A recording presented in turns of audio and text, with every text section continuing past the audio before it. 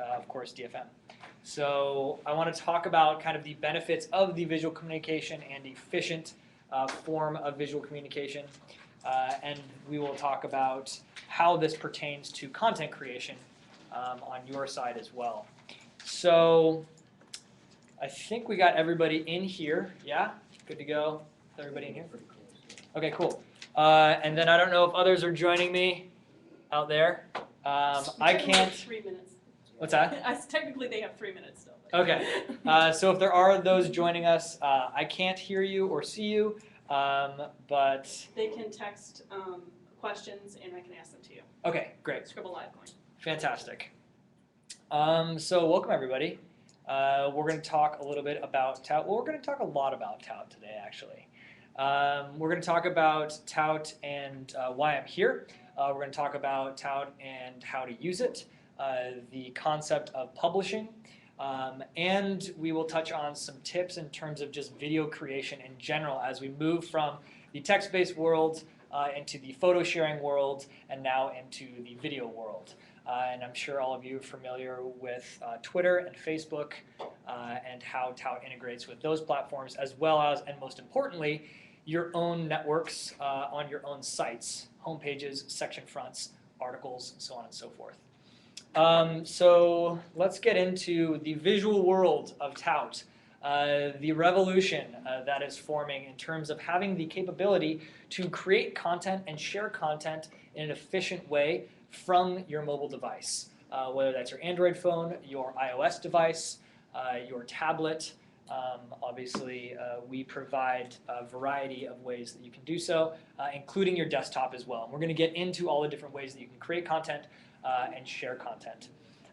So why am I here? Let's talk about just really quickly what the goals of what we're doing with these trainings. The first, obviously, is to educate and activate. Just bring everybody up to speed on what this partnership with DFM is all about, what Tout is all about, making sure that all of your accounts are activated, the channels are activated, and we'll get into what channels are. The widgets are activated, and if you don't know what a widget is, I'm sure most of you already do. We'll get into what that looks like. Also demonstrating the value for all of you on the editorial side and also on the sales side. So I just had a meeting with the sales team to talk to them about how this is going to be useful for their side. And a lot of it rests on the content that is being created on a daily basis on your side. We've already seen some awesome examples from a number of publications locally. Actually, yesterday I saw a really cool tout from the Hoffa Dig, yet another Hoffa Dig going on. And it was fun to see kind of the real-time, touts from literally in the field. And we've seen some great moments from the Denver Post and the forest fires that are happening out there, where the reporters are able to be at the fire line showing what's actually happening and reporting in real time instead of having a camera crew go out there with them, come back, upload that content, edit that content down. The real-time nature of this is really the key of what we're creating, and the content then goes to the site immediately. So we'll get into all this as well, but I just want to share some examples of some effective moments that I've seen recently. So building the personal relationship, I think, is really important. If we are talking about the visual world of communication in sound and motion, I figure it's really important to actually connect with all of you face-to-face and all of you out there as well. So doing a lot of hands-on training, whether it be digitally through webinars or whether it actually be in person, which I find far more important. Because that's what we're doing here, is we're kind of adding the humanity back into technology. That's how we like to look at it. Because the text-based world was super effective, Twitter proving that constraining people in information efficiency with text is valuable. Then Instagram is showing everybody that communicating visually with stills is really effective. So what we're doing is taking that to the next level and not only making it effective in terms of constraining people to 15 seconds, but 45 seconds for those that are in the premium partnerships, so they can actually tell stories. They can show people something that isn't just a snapshot. And I know some of you are familiar with Vine, where it's 6 seconds, and that question comes up too, where it's like, how is this any different than Vine? We'll get into how this is different, but that's definitely more of kind of the creative space where people are showing, they're cat videos, you know, or the use case that I see the most is stop motion animation. And really cool, really expressive, really great ways of being creative. What we're doing with Tout is really information transmission. So people able to have a more robust form of communication, yet still being constrained to when somebody sends me a YouTube video, it's like 2 minutes. Like, I don't have time to watch this 2-minute video. I don't even know where the point in this video that I'm supposed to find value is. And who is it, the person that sent me this video? You know, there's so many things that go through our time-starved world mind when we're looking at a video that is in long form. So what we're trying to do is kind of find that happy medium and also obviously make it lucrative for the different partnerships that we have, because there's the other side of it, which is you got to keep the lights on. So the final concept here is facilitating, or the second to last concept is facilitating communication and ideation. So coming up with ways that we can make this the most effective. And showing you how to shoot video in an effective way. Little things that you may forget because we're so used to shooting still photos that, oh yeah, there's wind happening right now. It's, you know, not the reason I brought it up, but if you're outside and you're shooting video, the wind will get picked up on the microphone and they may not be able to hear anything you're saying. And you're not aware of it because your ears aren't being, you know, clouded by the sound of, but it's one of those things that is important to remember, a small thing to remember, and yet could be the difference between an effective video and not. So also want to deal with some troubleshooting. I know some of you have also been using the platform. If you have any questions, for instance, duplicate account question comes up a lot, and I can get into what that even means. But if some of you have experienced that, we can talk about it. And finally, I really want to teach all of you how to teach others, right? So I want all of you to come out of this and say, oh, I know exactly what Tout is, I know exactly what they're going to be doing in the future, and I know exactly what to show everyone or tell everyone in order to be an effective communicator, regardless of your beat. And that's the other thing is I really want to talk to each one of you individually if you think, oh, you know, I just cover conferences. So this isn't going to be effective for me because I'm not in the front lines, you know, at a forest fire or at an auto show or something like that where I'm looking at sexy things all day. You know, not that fires are sexy, but it depends. So I think that one thing to be aware of is I'm here also to listen to you. I'm going to go through this as quick as I can, but I really am here to feel the feedback and understand where you're coming from so we can find a consensus in the product that we're creating. We're trying to create a product that is super simple to use, but also super effective. And that's a really hard balance to find. And the only way that we're going to do that is make sure that we're getting active feedback about what works and what doesn't from your side of the table. So that's basically the understanding of why I'm here, and these are the places that I'm going to kind of help facilitate this communication. I've been on the road for the past week, and this week is kind of the crunch time, and some that I'm going to get to later because they felt that it was necessary to have their mobile devices have Tout installed. That can be effective, but this is really a tutorial of what we're doing. And you can have these materials afterwards, and I'll give you resources if you don't have a mobile device, and I think they came in for you guys today. Hold your applause. So I know that some of you are excited. Yeah. At the Oakland Press, I think most of us have been touting, and throughout Michigan. So I know at least in our property, most have it on their mobile devices. Most have been touting. Right. And not just Oakland Press property, but much of Michigan. Yeah, so if you've already been touting, that's fantastic. You already have a leg up, but I'm going to get into some more detailed nuances of, for instance, titling, effective titling.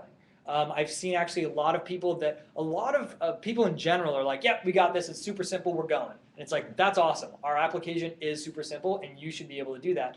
But when it comes to the nuanced things that actually create value in terms of viewership, there's little things that you can do that can, you know, really be extremely important, and I'll get into that as we go through this.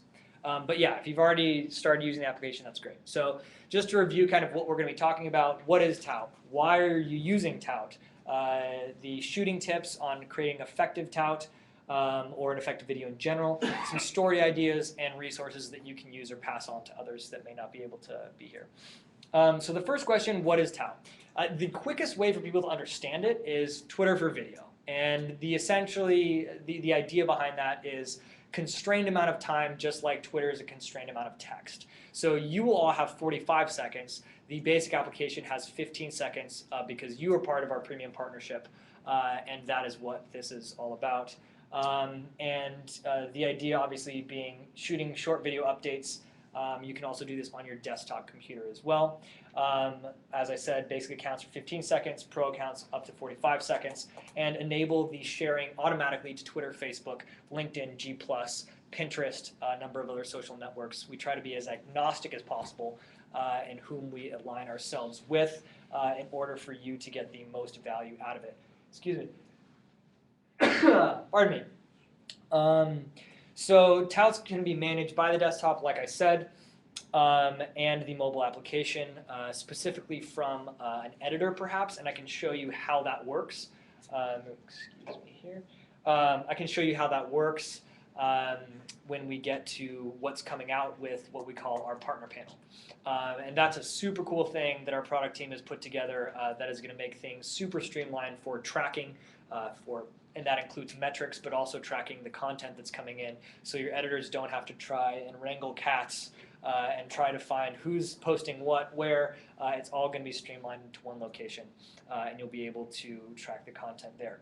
Also, the widgets is the main point of what the Tout application is all about, where widgets can be added to your pages, whether those are home pages, whether those are section fronts, whether those are article pages, and I'll show you what these look like. We actually have new designs for widgets coming out very soon, which is really cool. So these are some examples of others that are using Tout, the Tout ecosystem, and I'm actually showing you this as well because we are coming up with the syndication concept, where not only can you have a widget that has your local updates, but you can have a Wall Street Journal tab, and you can click on the Wall Street Journal tab, and you can get world news. You can click on the ESPN tab, and you can get national sports, world sports, whatever it might be that they're creating. And then there's not only an ad revenue share in there, but it drives people to your local homepage because they know that they can not only get the local visual news, but they can also get world news, and they can also get world sports, whatever it might be. So we can talk a little bit about that. That's coming out. It's not available right now, but it will be. So why are you using Tout? Well, strategic partnership with DFM. There's a number of milestones to hit, and I know that some of you have expressed concern about some milestones, and I want to talk about how you can create, even if you're not in the field, even if you're at your desk. A great example is a Wall Street Journal reporter doing updates from his desk prior to and after the closing bell of the stocks, and he gives 30-second, 45-second updates on what has happened. Now, it may not be something that everybody is interested in, but there is definitely a niche audience that is very interested in that. I personally will play the Tout, and then we'll go be opening other tabs while I'm in the morning and looking at other things, emails, whatever it might be, and listening to his update. Gives me a concise, clear understanding of what's happening in the market. But most importantly to recognize is you got to know your audience. So whatever your beat is, think about how, if you're not in the field, you can create content from your desk. You can give people updates on what article you may be working on that is going to be coming out tomorrow. So teasing content, so on and so forth, and we can get into that later. So obviously the ease of shooting Tout, uploading Tout, and sharing. And this is something that we want to make sure that you're adding into your daily workflow, and also tapping into the revenue side of this as well, which is super important. Got to keep the lights on. So that's the reasons why, and we can get into the benefits of that later. So this is the first slide in terms of understanding the widget and the individual Tout. So if you're not familiar with what a widget is, you may have seen a Twitter widget, which just has real-time text coming in, and the most recent moment is always at the top. So 2 hours ago, a day ago, 2 days ago. Now this is simply to illustrate the point that a widget is based on recency, and it is based on username and or hashtag. So only those that are approved to be in this widget can actually be displayed in this widget. You can also make it open. You can base it around a hashtag like #Super Bowl or something like that, and everybody that creates a Super Bowl tout, it gets in there. Or everybody that creates a tout that has to do with whatever social interest might be that's happening on a global scale or a local scale. But we're going to get into the moderation side of that and why you may want to do that or you may not want to do that. That's engagement side of things, what we're talking about, and what I think that we're focusing on right now. I'm just gonna, there. Is we're going to be focusing on the broadcast concept here. We can get to the engagement concept because Tout allows you to reply visually, so you actually create visual conversations. The WWE is actually a really great example of that, where their superstars will be doing a live show, and they'll do a call out during the show and say, tout us your opinion, or what do you think? And they can either go to the website for WWE and do so with their webcam, or they can use the application and reply visually, and then it creates a thread where other fans are engaging with other fans and that individual that started the conversation. So that's not quite what we're going to be focusing on, but we can talk about how you might find that useful and relevant in your day-to-day routine or in your beat. So individual touts, they can be embedded on individual pages. I talked about the Wall Street Journal partnership.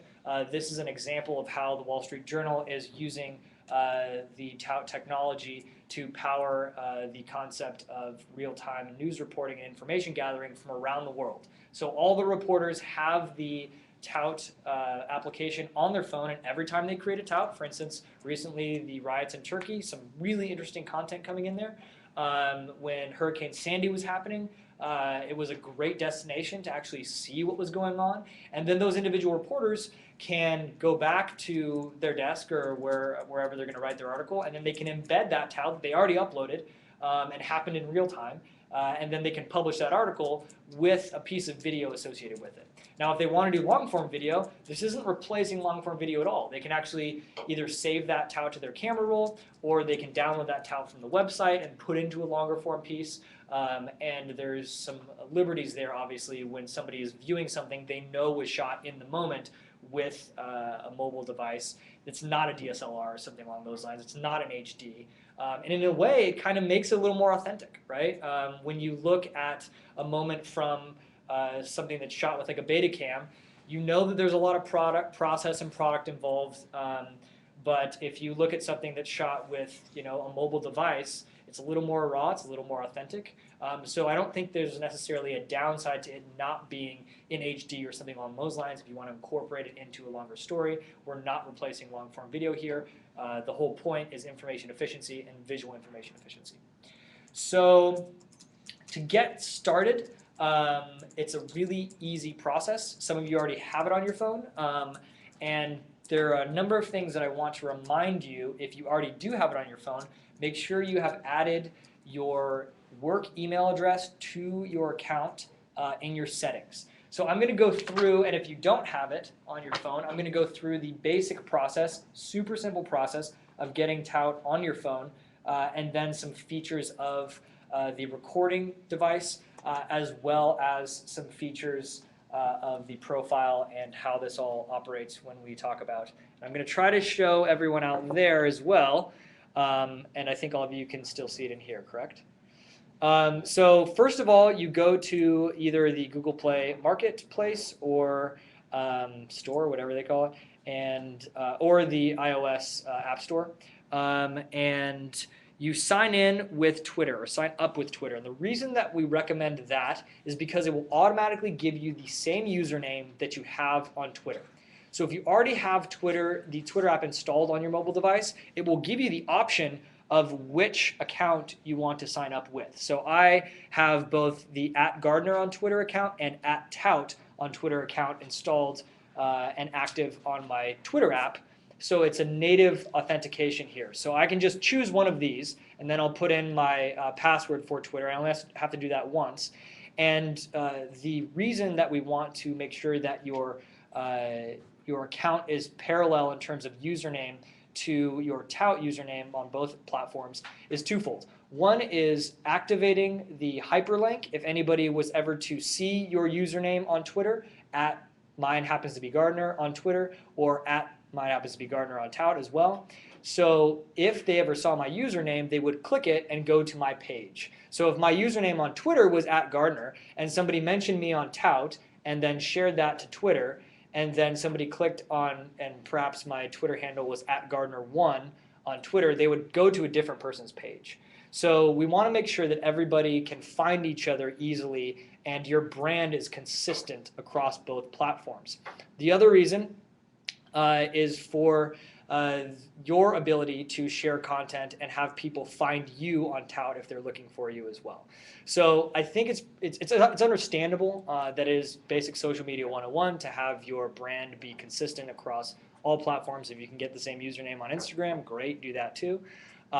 So that's the point that we want to make here. The second point that I want to make is make sure that you're signing in with if you have, for instance, 2 Twitter handles, one is your professional Twitter handle, one is your personal Twitter handle, you're using your professional one here because when we get into the channel concept or we get into the widget concept, if you are creating content that is, on the weekends with, your kids or on the weekends out with friends and you're creating content, that content could be visible in your brand's channel. That content could be visible in the widget that may be on your site. So we want to make sure that we're stressing that this account is created for professional reasons. If you want to use another Tout account for personal reasons, by all means, I'll show you how to log out in your settings and log back in as a more personal username. So just be aware of those things.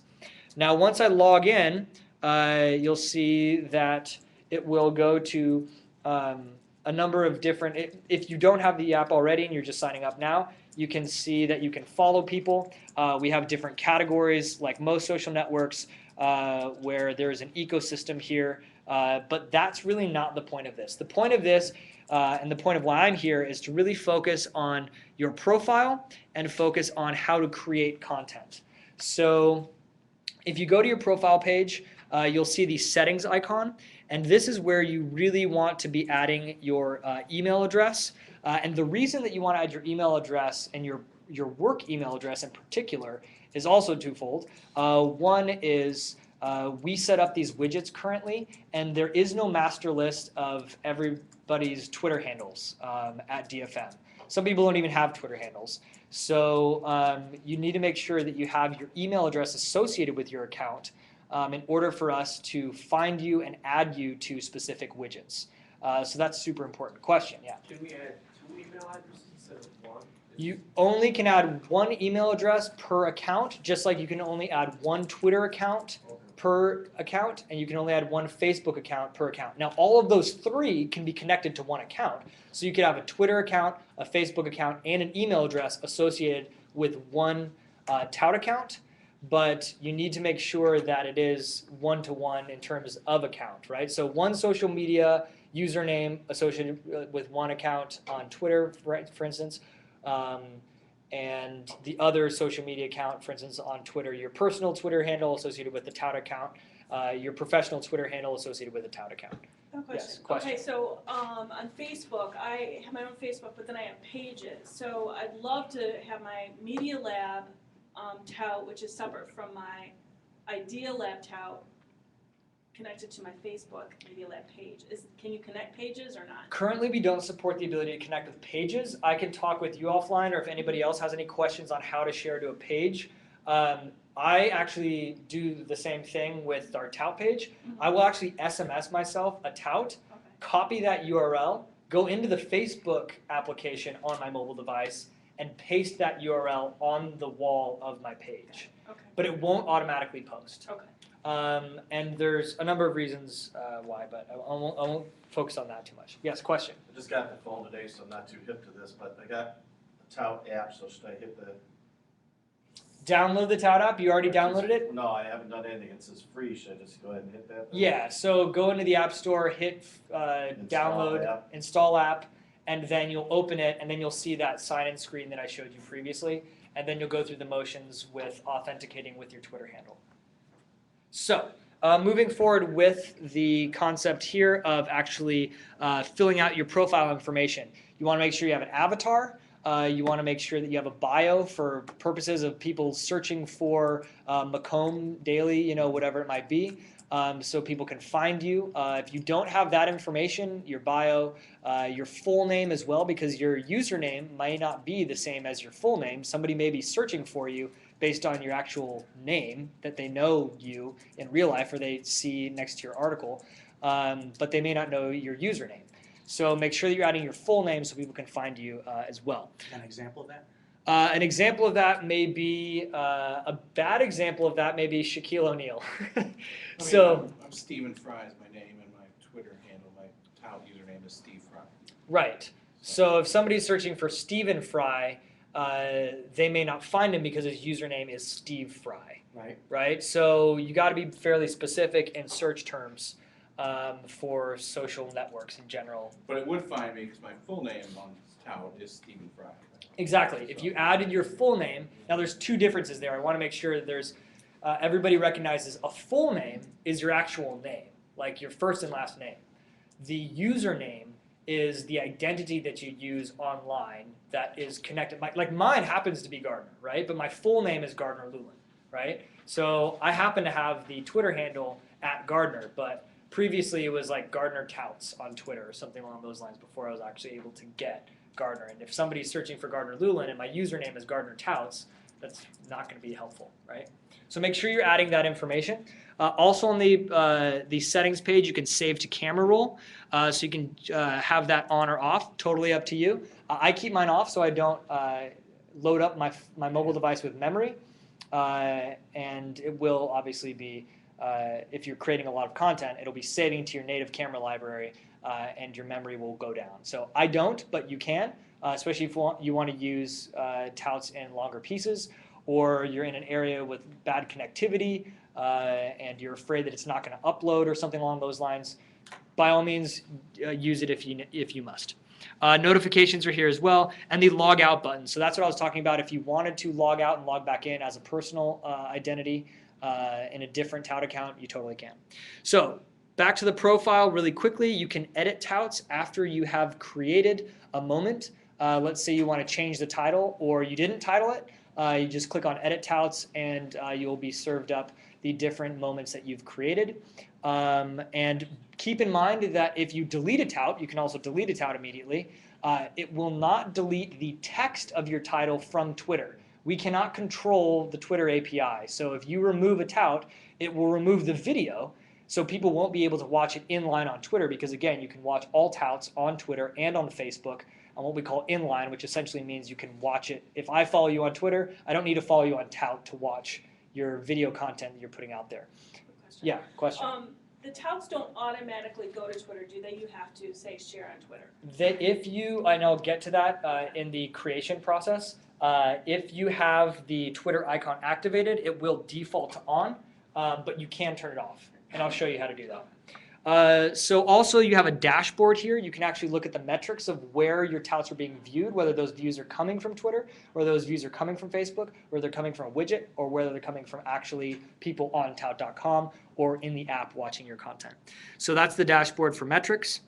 And the queue is another thing I want to point out. So if you're in the field and, for instance, you have bad connectivity, or there's a lot of things going on, and you don't have time to title them accurately, or you don't have time to review them and make sure that the information that you're perhaps saying over the video is accurate, you can turn your queue off, create a bunch of content, go through and edit it later, and then turn your queue on and it'll upload. If your queue is on, and it will by default once you installed it, you hit submit and it'll automatically be shared to the different networks that you've specified. But you don't necessarily need to. You can turn your queue off, keep everything in there, and not upload anything until a later time, perhaps when you're in a better network connection, or after you've reviewed the content that you have been shooting. So now we're going to focus on the actual creation process. So click on the video icon right there, or the camera icon, and you will see there are two ways of creating content. Look at that handsome guy right there. So if we wanted to start recording immediately, we would just tap record, and I could pause this recording and get a shot of those in the room at the same time, and then I could pause it again and then pick up the shot one more time. I can flip the camera, be like, hey everybody, it's me, as it's recording, and then flip back as it's recording as well, pause it one more time, and then I'm ready to upload if I want to. Now, let's say that I actually have been in the field and I've been at a press conference and I didn't know when that specific soundbite was going to occur. So I used my native video device. So if, let's get out of the Tout application completely, I use my native video camera, and I'm recording on the scene, and I don't know exactly what that soundbite is going to be or when it's going to happen, when that piece of information is going to be useful, and if I'm talking, it generally isn't. But I can record for 2 minutes long. I can record 3 minutes, whatever it might be.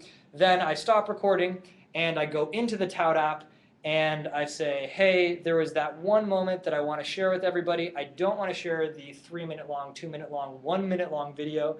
I click this icon at the top after I've clicked the camera icon, as you can see here, and it will access my camera roll. So I can then go and I can find that video and say, all right, here's this longer video, and I'm going to clip a moment from this longer video, and then I can choose that more efficient form of communicating, even though I've shot a much longer video. So it's instant editing, but very sparse editing as well. Again, we try to keep that balance of utility and simplicity. Yes, question? Can you take a video that you shot in the field, edit it, keep it on your camera roll, and like edit it in Final Cut Pro, do the dissolves, any kind of thing, and then bring it into Tout? Absolutely. You can do that, huh? Yeah, so the question, I don't know if those in the interwebs heard that, but can you actually edit something with another piece of software, Final Cut Pro is the example, and then upload it as a file? The answer is yes. You can do that both on the desktop at tout.com, and I'll show you how to do that.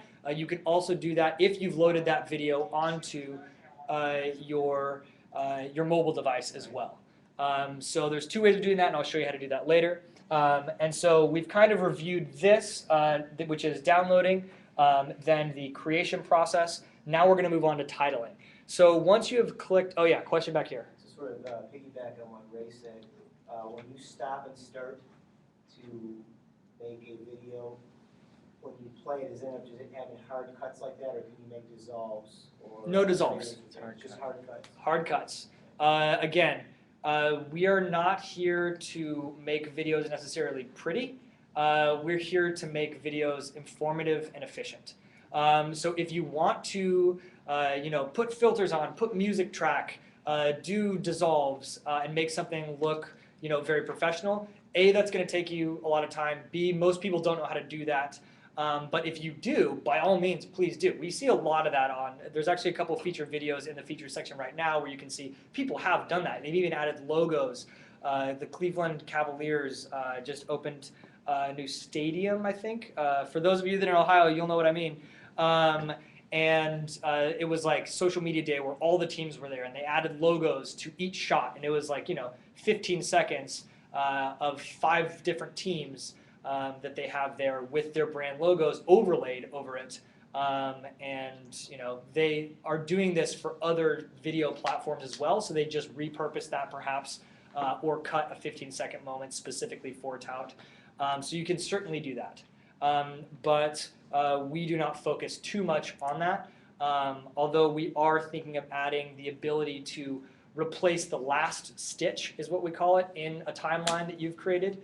So for instance, if you've introduced a package where you're saying there's a forest fire happening, or there's been an accident outside, we're going to go check it out, and then you pause the recording, and then you go down there and you catch the car on fire or whatever it is, and you then pause it and then go get a soundbite from the fire official and make it easy for them to say a very concise phrase perhaps.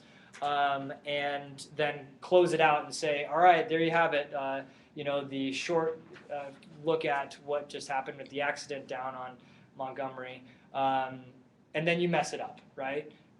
So we're allowing the ability, because you just put all that effort over like a half-hour period of time, and you have a really short, concise piece that you've put together using the Tout application, you don't want to be like, oh my God, now I have to go back to that fire chief and get him to say that thing again.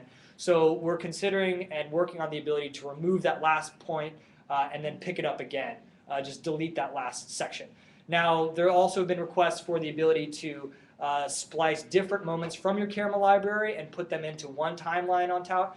Again, we're trying to keep this as simple as possible. There are other applications you can use. iMovie, is available on a mobile device. If you want to use editing software, by all means, please do. You can then save that to your library or save that to your desktop and upload it as a file. Yeah, another question? That was my question. I didn't know if that was a concern, but from a reporter's perspective, who's obviously on the scene and when there are accidents happening, you never know if you would ever get a second chance to shoot that fire or soundbite. So in my mind, I'm thinking to be always safe, what I'd rather do, and correct me if I'm wrong, is to shoot the entire experience on my camera, on my iPhone or whatever smartphone I'm doing, so that I know it's not going to go away, and then later pick up those sound bites or clips and make a tout out of it. But as I know that if I can't pick up 2 different clips from 2 different rolls and make it one tout, it's not possible, right? Correct. Right now it is not possible, but that's part of why I'm here too, is to hear these specific use cases. Because that's going to be a little, it's a safe strategy to do it, because once you do a tout, and for some reasons if you lose it, you lose it. And right, so there's 2 answers that I would say, and if I don't know if everybody can hear the questions that are being asked in the room.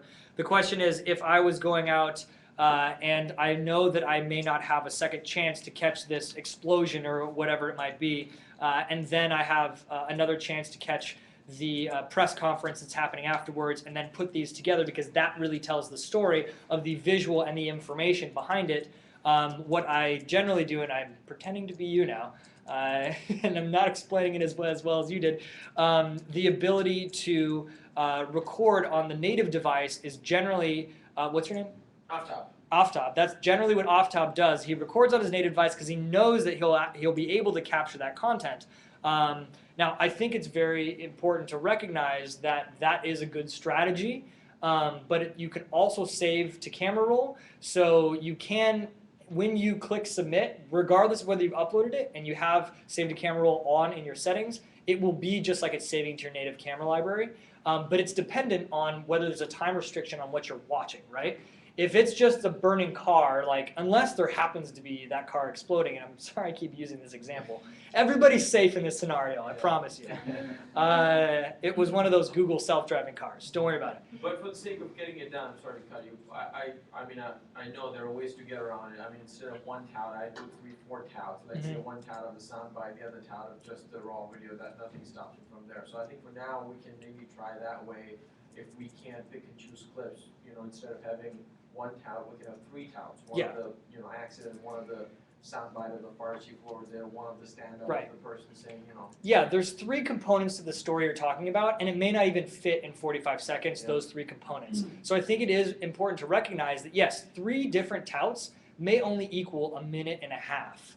And you're focusing on the real-time nature of it, which is really the point. And so 3 different touts are not going to hurt your story, right? In fact, it may help when you're writing to actually have, one of those particular touts. One may be better than another.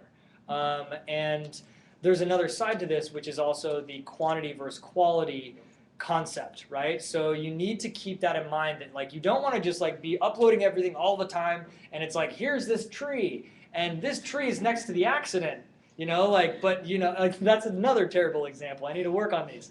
But the point being that like you definitely want to be efficient with your time and think about what you're shooting and think about how you're going to shoot before you go into it. So you're right on the money with understanding when to use your native camera device and when to use the Tout application. The Tout application is perfect for creating a short story, right? And sometimes you can control that. You can control a lot of stories in a lot of different ways. And you can actually make things far more interesting if it's a boring story, whatever it is. But there's times where you need to catch stuff in real time and you don't know what's going to happen. So use the native camera device. You can still make touts out of it. But I hear what you're saying in terms of feedback of at least having 1 to 2 moments that you can splice together from your camera roll, or 3 moments or something along those lines. And we're going to be looking into that. But again, we want to keep it as simple as possible. And there are other software components you can use. And you use the example of 45-second touts, but I mean, if only journalists have 45 seconds or professional use accounts, most people will be using 15-second accounts. Will people be used to 15-second accounts? So would the user prefer 3 10-second touts from a scene as opposed to one polished 40 seconds. Yeah, I wouldn't worry so much about, I mean, the end user may be looking and may understand and have it be established that in a widget it's short form content. But I don't necessarily think that they're going to get turned off that it's going over 15 seconds if it's something of value, right? So again, that's where the quality comes into play. If you're just kind of walking around and because you have 45 seconds, you're just like, well, I still got 45 seconds, so I'll just... But that's what I mean, is should we focus on just being short and sweet? I mean, when you said they'll tolerate 45 seconds of quality, but I don't think there's a right should we not be answer. afraid of 10 seconds? I don't think there's a right answer. It all depends on what your content is. How do most people view touts? What do your data show? In terms of like based on mobile or based on website? Mobile, website, computer, embed versus Twitter or Facebook. Yeah, so it's, well, there's two things to keep in mind here. One is our partnership just started. We are focusing on the ability to embed this content onto your sites, right? Yeah. So the majority of Tout users that have the Tout application are viewing on their phones, right? Because that's the Tout community, but that's not what we're talking about here. We're talking about the content that you're creating with your mobile device that is showing up on your sites, right? So the ability to create content, it's not, you shouldn't be thinking of it as, okay, where people are going to see this that are in the Tout community. It's where people are going to see this that are in my community, right? So don't think of it as the consumer for the Macomb is going to be having the Tout application on their phone and they're going to be watching on their phone. They may be following you on Twitter, they may be watching via Twitter, they may be following you on Facebook, they're watching on Facebook, they may be following your content in the widgets on your pages at the Macomb Daily. That's what you need to be thinking about because wherever your audience is where they're going to be viewing this from. So I wouldn't worry so much about are they watching on mobile or are they watching on the website. It's where does your audience generally reside. And overall, you want to be pushing them to your web pages. You want to be sharing the link to your article page, which has the embedded Tout instance. You want to be sharing the section front that you are now at, you're on that section front right now, and the Touts are coming in as whatever is happening. So think about it that way. I want to keep moving because we have a lot to cover, and we can I can field more questions later. So, whoops, I'm pressing the wrong computer button. Wrong computer. Sorry, folks. I don't know if that messed anything up over there.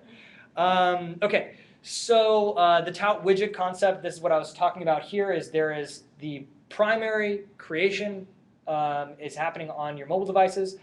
The widgets are being created on the website by the editorial staff or currently those of us at Tout. We have a great support team that can't be here, but I want to give them all the glory of making sure that these widgets are operating and on your section fronts, on your home pages, and the right people are in them. That is the key to making sure that you add your work email address to your accounts because we can't add you to a specific widget until we know who you are. So make sure you're adding your email addresses to your settings. Then the widget, as I showed you before the WorldStream example, when you create content on your mobile device, it'll automatically go to the widget, and that is the primary place where we want people consuming content of yours. Now, of course, you're going to be sending it to Twitter as well, and I will get back really quickly to the best practices of titling. So when you have created a piece, whether it's uploading from your camera roll, uploading from the desktop on the tout.com site, or uploading through your mobile device, make sure you are titling appropriately and using the correct hashtags and @mentions that you would use on Twitter, because the title of your tout is going to be the text of your tweet. So use hashtags, use @mentions, and then you can see here, to your question, can I not share to Twitter? Sure. Deactivate the Twitter icon. If it is gray, it is not sharing to that platform. It is blue, it is sharing to that platform. So you're able to share to multiple platforms at once, and soon we will be incorporating in the iOS device LinkedIn, G+, Pinterest. On Android, I believe you can share to those platforms simultaneously right now. You can also email and SMS your touts. You can also make a tout private. Now, I don't think this is going to be really that useful on your side right now, but just so you know what that icon does, it essentially, if you're familiar with YouTube, it will make a tout unlisted it will essentially mean that it can't be viewed on tout.com. So I could create a private tout, not share it to Twitter or Facebook, and it will not show up anywhere unless I email or SMS it to somebody. So for instance, a reason for that would be, oh, I just said something that may not be accurate in terms of the facts. For instance, an example came up with the San Jose Mercury News where there was an accident and somebody was not dead. They had heard the term dead from a conversation between the cops, but they were actually saying brain dead. So this person had created a tout and said that somebody had died, when in fact they sent it off to their editor to be like, can you double check these facts because it may be wrong. I don't want to publish this until the facts are correct. So that's a reason you may want to use it, but the whole point of this is if it is private, it's not going to show up in a widget. You can still share it to Twitter and Facebook, though, if you'd like, but not quite the use case. So I have another quick question. Yeah. So when I've been using the mentions, and one thing I like about Twitter is it'll kind of read your mind, because I guess you're following that person on Twitter anyway, so it'll kind of guess, oh, this is... Right, okay, so you're asking a question about autofilling on username. Currently we have autofilling when you're typing in a title that will autofill a hashtag. Yeah, We do not have autofill on username, but that is coming. It may be out as soon as this week, if not next week on the iOS application. So moving forward, again, I want to get through as much as possible. If you can save your questions till the end, that would be great. Just write them down and I'll try to get to them. Landscape touts, we're going to cover that really quickly through titling. We got through titling. Keep your account fresh. Follow, like, and retout other touters. So what does that mean? Well, first of all, we created individual accounts for you. Or you created them, excuse me. We didn't create them for you. You just created an individual account. And you will now be added, we will add you to a brand channel. So this is something that will change later. Your editor or your admin for your organization will actually send out invites and add people to channels automatically. Currently, we need to do this manually. So if you just downloaded the app, you'll see you only have 15 seconds because you have the standard app. We at Tout are not aware that you should be added to a brand channel. The Macomb Daily is a channel. The Denver Post is a channel. San Jose Mercury News is a channel. So only when you get verified as an employee with that digital first email address and we are notified by the point of contact at your location that you are in fact who you say you are, you will get 45 seconds and you will be added to a channel where from that point forward the content that you create will be displaying in your channel as well as displaying in widgets. So if you're a sports reporter, you may be in the sports widget. You also might be in the homepage widget that rolls up all the different usernames at your organization. So there are benefits to letting your point of contact know, to let us know that you should be in a specific channel or you are part of an organization. Most of you, the point of contacts out there that can hear me, should be aware of a particular spreadsheet that you should be adding to. If you're not aware of that, please email ruby@tout.com. She is the Director of Account Management, and she is fielding currently manually everyone to make sure they are organized in the right place. And like I said, that will change in July when we release the partner panel, which I will show you as briefly as I can as we go through this. So here is where the widgets will show up. I've been talking a lot about the widgets on the home page, on the section front, on the article page. I don't think there are too many questions regarding that, but remember that you could be in multiple widgets. You could be on the homepage widget, but you really cover real estate, and you will then also be included in the section front on the real estate widget. Each of these widgets are completely customizable on an individual basis. Each widget can be customized in a completely different way. We can talk about the widget creation, but that's not kind of what we're doing here. So, moving on with the implementation for all of you. You can embed individual touts on article pages, as I mentioned, and this is how you do it. So here's an individual tout video embedded on an individual article page. Again, it's accenting what the information is. It's teasing what the information is. This is not to replace your actual article. If you can do so in 45 seconds, awesome. But generally you want to add color and life to what you're writing about, but you're going to capture that moment and then you're going to write that article later and that moment will live on and then you can actually repurpose it in the article when you finished. And this is how you do it. You play a tout, then you capture the embed icon here. You click that. It'll copy your clipboard, and you can paste it onto your article. Now, some of you may not be doing this. Your editors may be doing this, but that's a flow that is working with you guys. That has nothing to do with us. I'm just showing you the tools to do so. Touts can be on live blogs. Touts will show up in Rebel Mouse if you're sharing them to Twitter, which we recommend everyone does. Then the benefits that we've kind of reviewed here are easy to shoot, powerful tool for engaging your local communities, shaping your online brands, integrating video into your daily workflow, introduction to visual storytelling, and a chance to have fun and be creative. And that's an example over here that you see where the Office premiere, finale was happening, and the staff decided to do some little skits, reenacting their favorite scenes from The Office with some Office puppets. And I want to stress on this to show you that there is personality that you can show. People are interested to know who is creating this news, perhaps, and you can do so if you create something that is in the social zeitgeist, right? So if this was created now, it may not be relevant. Nobody may care because the premiere or the finale already happened. But if you are aware of what's happening, then you can add some personality to your stories if you're writing a story about this, or you just want to do something fun and different and you have the time to do so. Again, another example of if you are not in the field all the time, you can still create content from your desk.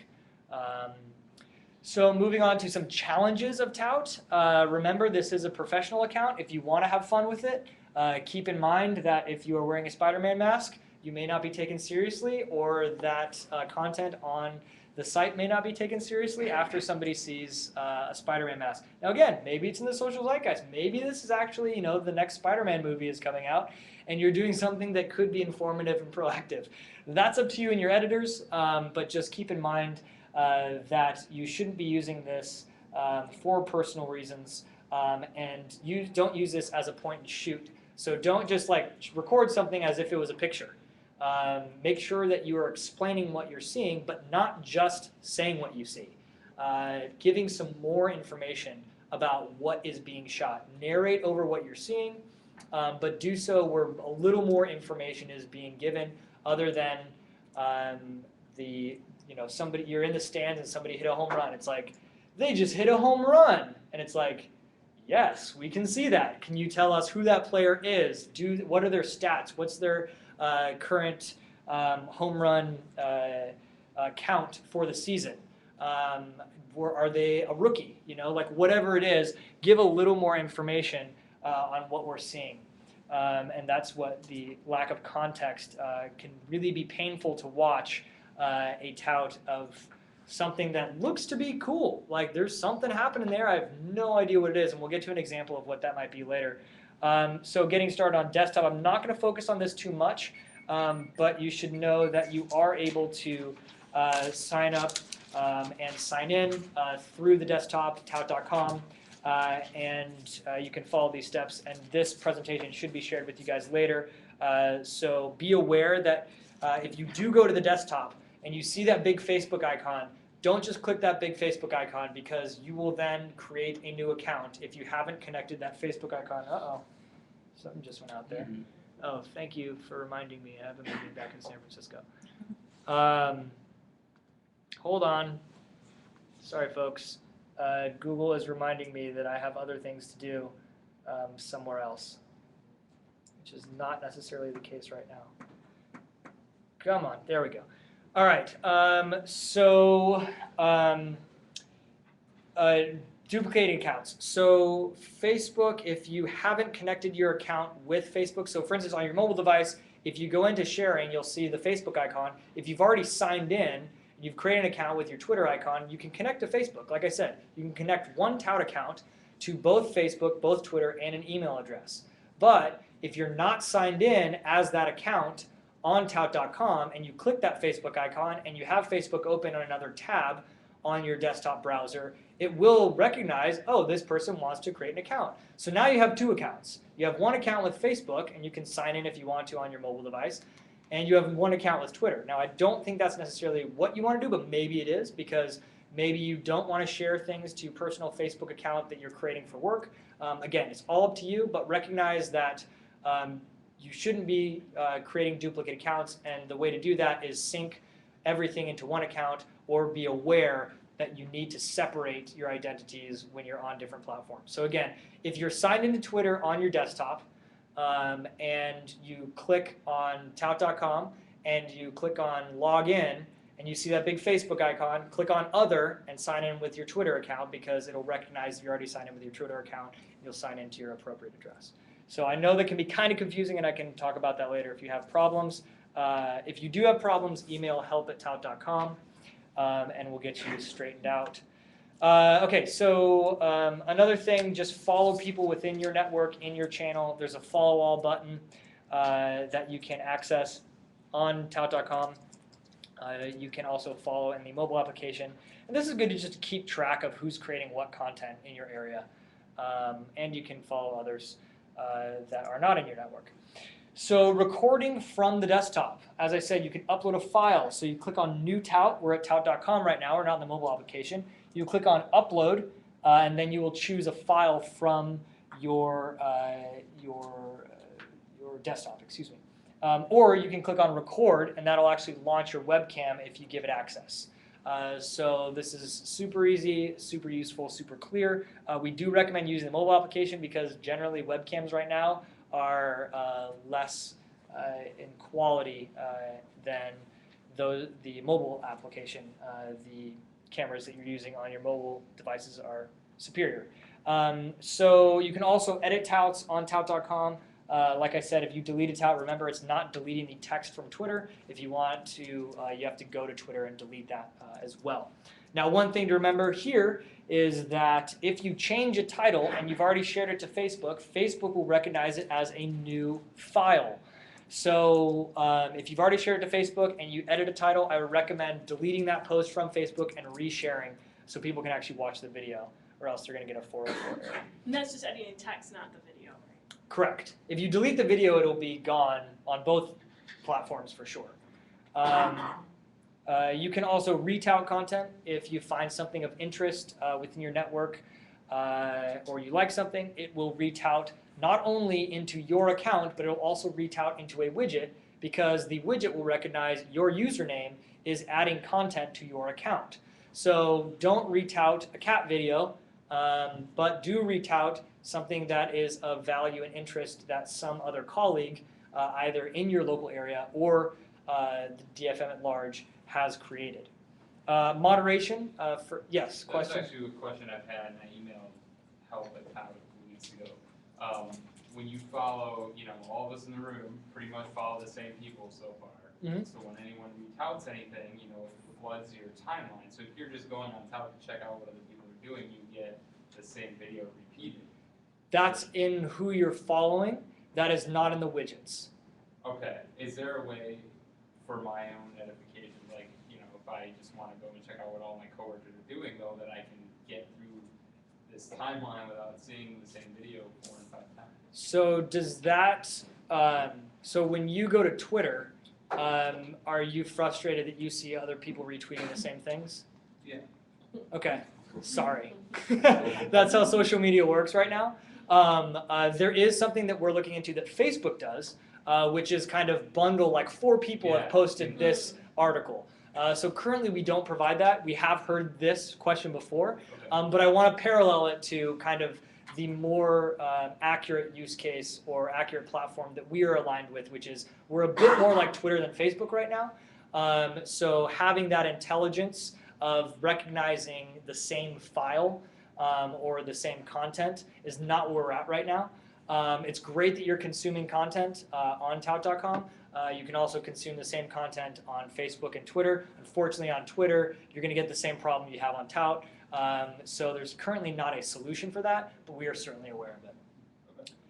Okay. So back to moderation really quickly. If you are an editor or you do have admin settings over the widgets, you can have proactive moderation or reactive moderation. Essentially, that means anytime a moment gets posted, I can either approve this and it'll go into the widget only after I approve it, or it'll go into the widget automatically, and I can remove it from the widget. If, for instance, somebody created that cat video and it's like, oh God, we just got to remove this, and then I'll send them an email and be like, remember, don't do that.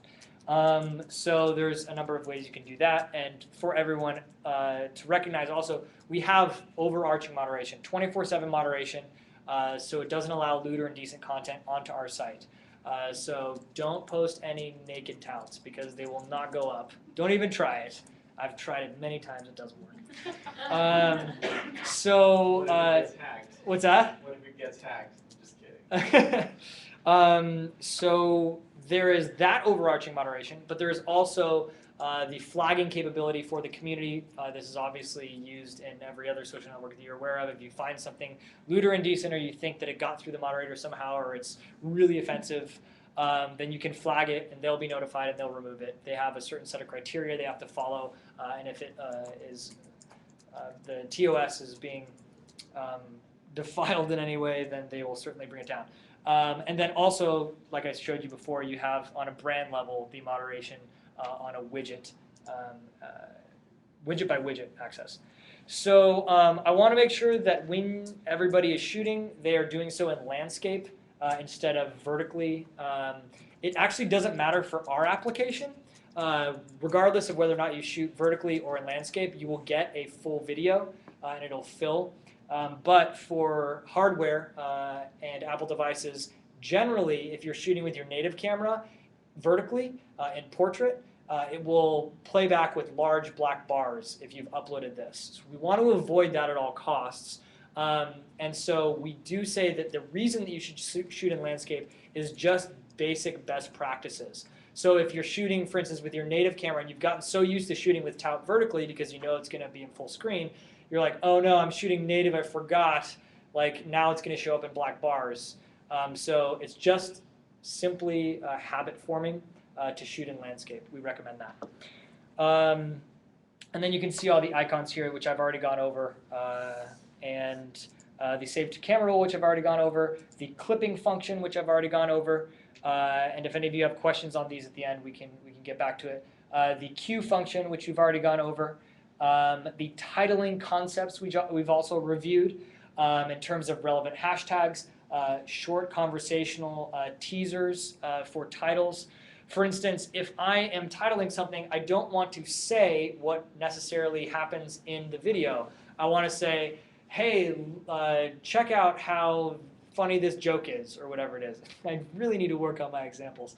But tease people to click that video and watch that video because that adds value. And they may not even recognize there's a video associated with it. So you could even put video in parentheses at the front or at the end of the title or something along those lines. So tease people to click on that video. You can also add the article link into the text if you want to.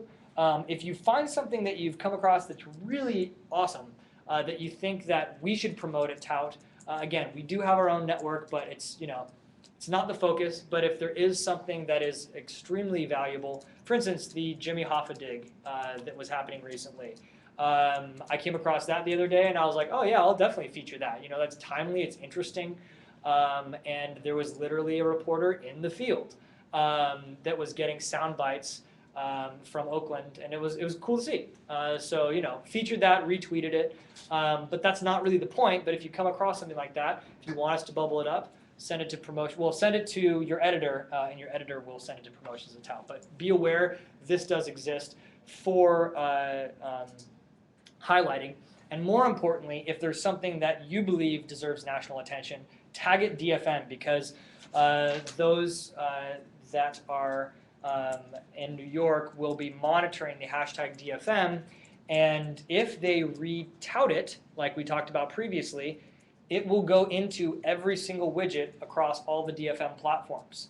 So if it's something that is really extraordinary and it is making national headlines, they can, each widget has @DFM username associated with it, so they'll sign into the @DFM tout account, they will re-tout your tout, and it will then go into every widget across the site. So be aware that does exist for syndication. We'll talk about other types of syndication a little bit briefly. But I want to go really quickly through shooting tips. We are now through an hour. I want to make sure you're aware we are at the tail end of this. I have about 10 more minutes of information that I'll disseminate, and then I can take all your questions if you have any. So think about them now. Stabilizing your shot. This is really important in terms of viewer accessibility.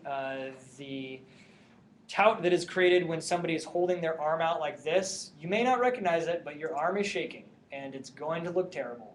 And it's going to be distracting, and nobody will be focusing on the content of it. Keep your elbows tucked in, or lean against something to keep yourself stable. Or as you can see here, there's some examples of if you have like a gorilla tripod, or you can hold your elbow like this. And just some quick ideas, quick tips. You don't want to be holding your arm out. It makes it far more viewable if you have a stable shot. Also, framing.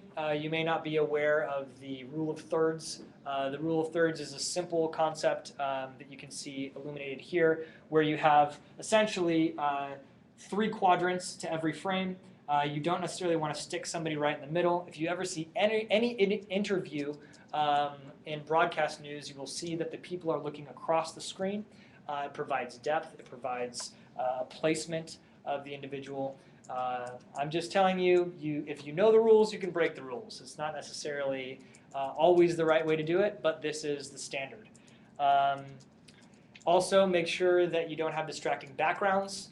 As you can see here, not only are they violating the rule of thirds, which makes this shot more flat and less interesting, this shot is more interesting because they are off to the side, but they have traffic in the background. Whether that traffic is moving or whether there is an accident that happened, well, now you have 2 forms of news that you've just gathered, but that's not the point. The point is you want to have things as least distracting as possible, and make sure that you are not backlighting your subject. Make sure that your subject is fully lit or in the shade. It depends. Sometimes people don't want others in the shade. Sometimes they do. If they're in the sun, they can create dark circles around their eyes. If you put them in the shade, make sure that the background isn't super bright because it'll look blown out. Again, just small tips to think about because you're not shooting photos anymore. You are shooting dynamic video, and the barrier is higher for creating quality content, but it is far more engaging when you do so. Another thing to remember, with video, there is audio. Make sure that you have your subject as close to the camera as possible without being completely in your face. Android phones have zoom. I would avoid using that because it distorts the quality of the pixels. I would get as close to them as possible, not just to hear them, but to diminish background noise. The camera will pick up whatever is closest. If it's you talking in the background, it will be very clear. Unless there's wind, for instance. If there's wind, make sure that you either have an exterior mic, which I don't think is necessary because if you have headphones, especially iPhone headphones, they have a little microphone on them. So if you want, you can be talking into the microphone under your shirt or something along those lines. I would check the audio after you record it if you can. Again, it depends on what you're shooting. If it's real time, you're in trouble if you just missed that giant explosion and your audio was terrible. So make sure, and as you practice more, you will recognize more that you can anticipate certain things to be aware of. You're like, oh, the wind isn't bothering me right now, but when I start recording, it may pick up because the microphones are very sensitive on mobile devices to wind. It will sound terrible. Even if it's just like every now and again, every 4 seconds, it's going to be completely distracting and nobody's going to be paying attention to what you're actually talking about. And for some reason, it's just a visceral reaction that it's really annoying too.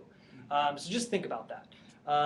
And one cheap and instant way of doing so is just plugging your headphones in and talking under your shirt or something along those lines, finding an area that's blocked by wind, doing a test maybe once to make sure that it doesn't sound like wind, reviewing your tout before you submit it.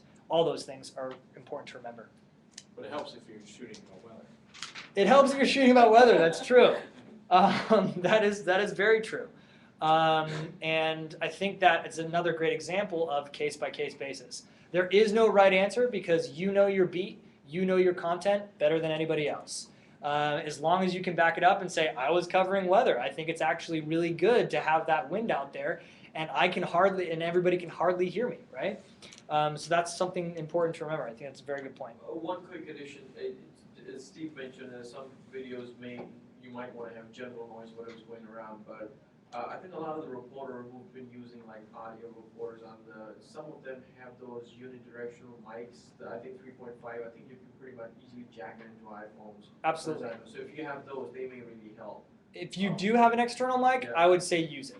Again, test it because sometimes they have their own volume control on them. Yeah.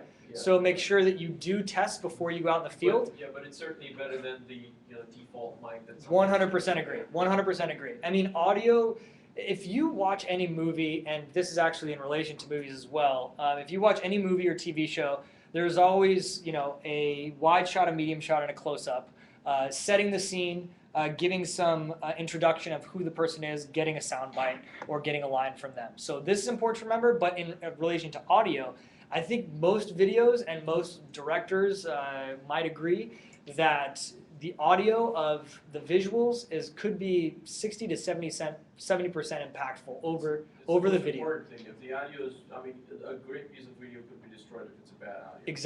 Exactly. And I don't know if all those can hear, but a great piece of video can be destroyed by bad audio. I 100% agree. That's why this is so important to remember that you are not shooting stills anymore, and you have to think multi-dimensional now, right? You're not just shooting a still frame. There's no audio contributor, or you're adding a voiceover later. You are in the moment shooting something, and you have to think of multiple things at once. So again, the barrier is higher, but the product could be greater, right? And it could be far more impactful. The riots in Turkey, again, and that example is a great one. You have these sights, you have the sounds, you have the movements, you have so much that a picture just won't do justice. Text certainly won't.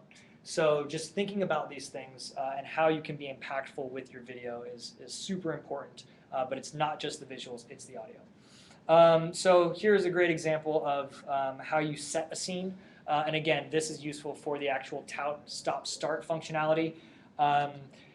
If you're, for instance, shooting a piece of real estate, something simple, something static, break it up into sections. Shoot the house, the exterior, the location, then go into the house, shoot a fixture, something that's interesting about it, maybe shoot the backyard and do repeat, So the concept here is that make sure that people understand where you are and what you're looking at and why. Also important for interviews, obviously. Focus, tap the screen. Make sure you tap the screen. I saw some examples recently where somebody just forgot to tap the screen, but they think it's in focus because it's only on this little viewfinder, right? And if you're out in the sun, you may not even be able to recognize that it's not in focus until you review it and you're like, crud. So before you record, always tap the screen. Focus on what you want to be looking at first. It's very important because, again, it's just as important as the audio thing. If it's out of focus, nobody's going to watch it, nobody's going to care, and it looks unprofessional. Capture emotion as much as possible. Try to avoid static objects. Obviously, this is a visual medium with sound and motion, so you want to primarily be capturing that. But if it's something really interesting, like a collapsed building, get in there. Start with the establishing shot. Get another angle on it. Go closer. See what people's emotions are about it. So here's an example that I was talking about previously where if you don't have context to something, it's useless to a certain degree. This is a really cool video of a robot spider, which you can see here in the title, but for 45 seconds, we just watch this robot essentially do this, right? And it's like, okay, I get it after 3 seconds. I really don't need 45 seconds of the same view with no audio over it of somebody explaining anything other than what's in the title. So cool, it's robot spider. Get another angle on it. Get the driver, how they're actually operating the robot spider. Talk a little bit about it. This is coming out next spring for all your kids. That's awesome, if that were true. I live in a different world sometimes. I want robot spiders. So this is something that you need to add context to in order for people to find value in it. hardware. Really important you recognize that your battery will run out far quicker than when you are texting or taking pictures. Your processors are working harder not only to capture the content, but to upload the content. It has to communicate with servers. It has to do many more things than it did before. We process everything on the mobile client, and then we ship it out to the server. But just recognize that it does take more battery time. So either bring your charger with you wherever you go, or get a cheap booster, or use a Mophie. I use a Mophie on daily, just in my regular life, regardless of professional circumstances. It's a case, and it's also a charger. So I charge the case and the phone every night. So you can see right now I have a full charge. It'll probably charge like halfway to 3/4, depending on what type you get. And I can see the indicator, and right now my phone is at half charge, so I can charge it right now. If I flip the switch, you can see, well, I have a bunch of notifications there. It is charging the phone. So you can determine when you want that boost. Correct. And I generally don't let it go all the way down. I let it get to about 1/4 of the way down, and then I'll boost it back up. You don't want it to go all the way down and then the battery power be working on, if you've let a phone go down before, maybe not Android so much as iOS devices, it will be off for a period of time, and you need to let it recharge over a few minutes to actually get it back on. So I would not let it go all the way down. Does a Mophie carry a full charge? The new ones, I believe, do, if not more. The one that I have, I've had for, I don't know, a year at least, and it gives me about half to 3/4 charge, and it's an older model. It's like an external battery, right? It's an external battery and a case. Yeah, exactly. Is the case solid? Is it? Yeah, you can actually, you have can you check ever out dropped mine. it? I would even toss it to you because I am that confident that I've dropped it so many times. I'm just not familiar with it. How much? Do you know how much they cost? They can be somewhere between 30 to like $60 depending on which one you get. And like I said, I use it personally. I think it's a great investment. But if the company isn't picking it up, make sure you're carrying your charger at least with you. Or there's cheaper ones. Yeah, they make other things. Yeah, there's There's ones that are a ton like of stuff out there. for totally. charging. There's tons. Just Google external battery Yeah. for iPhone or whatever. There's like $20 ones, but they don't give you as big of a charge. But if you're in the field and you're like, oh my God, I just got to upload this. It's all the juice I need. That external battery pack, whatever you use, will help. Again, giving context to what you're seeing. Everybody may be shooting the same thing, but you as a journalist should know more than them.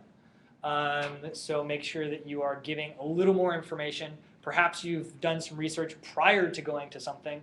And again, that's really effective if you know usernames of, if you are covering a conference, make sure you know all the speakers' usernames on Twitter, because then you can @mention them in your title. You can create that tout, share it to Twitter. They may retweet it because they've got an alert via Twitter that they've been @mentioned. So what I generally do is like Shaquille O'Neal in parentheses @Shaq doing XYZ. I'll share that and he may retweet it. His audience may retweet it, and your content will get viewed over multiple platforms and multiple communities. Use active verbs. Pretty simple.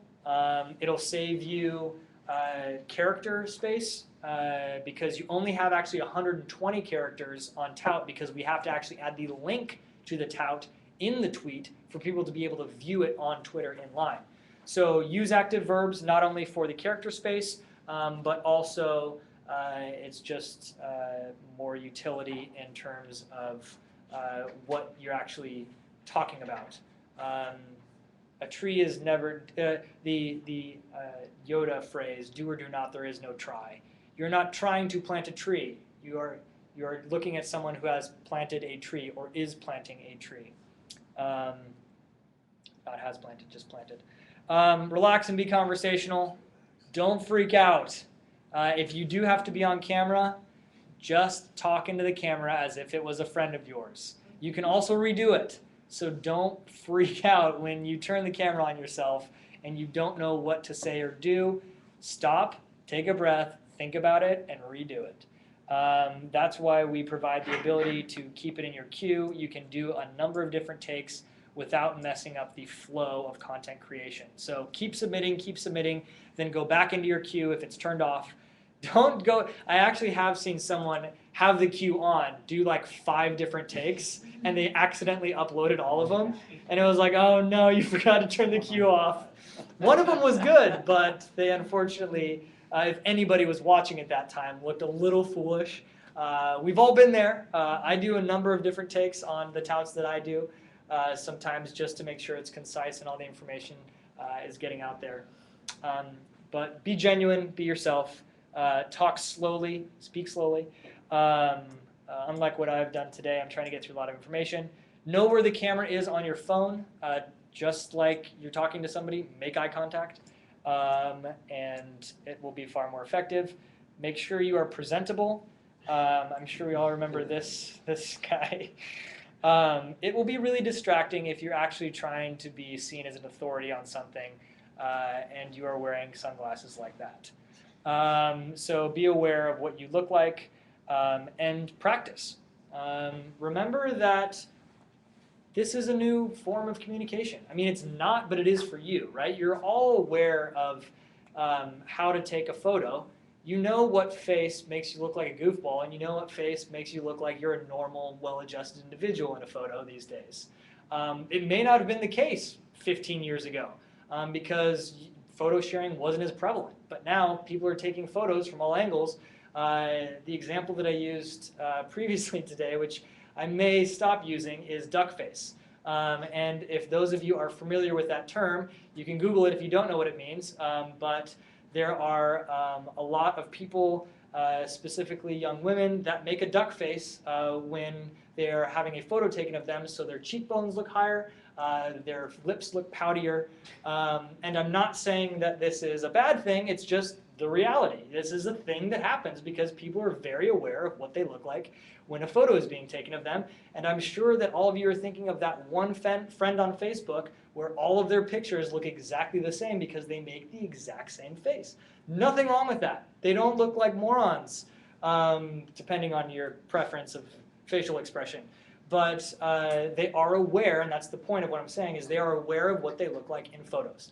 You may not be aware of what you look or sound like in video, and it may be a little scary because it's a little more genuine in the fact that you can't make a duck face in a video. Because if you're trying to speak with a duck face, you're going to look really weird.